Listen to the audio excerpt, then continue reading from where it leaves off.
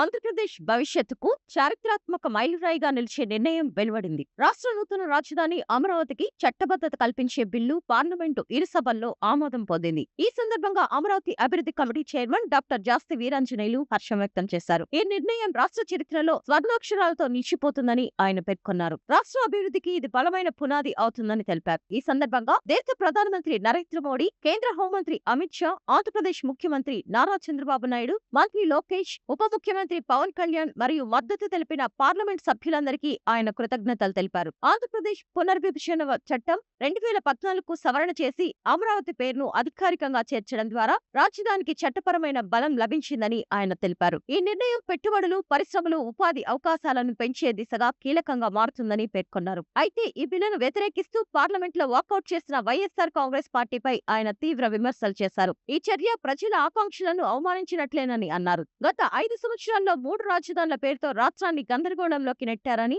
ఆయన విమర్శించారు. అమరావతిలోనే పరిపాలన కొనసాగిస్తూ అదే అమరావతిపై విమర్శలు చేయడం ప్రజలను తప్పుదోవ పట్టించే చర్య అని అన్నారు. ఇక ఈ సందర్భంగా ఉత్తండరాయనిపాలెంలో పవిత్ర జలాలతో పూజ చేసిన ప్రాంతాన్ని సందర్శించి ముఖ్యమంత్రి సమావేశంలో కూడా పాల్గొన్నట్లు తెలిపారు. మొత్తానికి అమరావతికి చట్టబద్ధత లభించడం ద్వారా ఆంధ్రప్రదేశ్ అభివృద్ధికి కొత్త యుగానికి శ్రీకారం చుట్టినట్లయిందని డాక్టర్ జాప్సి వీరాంజనేయులు పేర్కొన్నారు.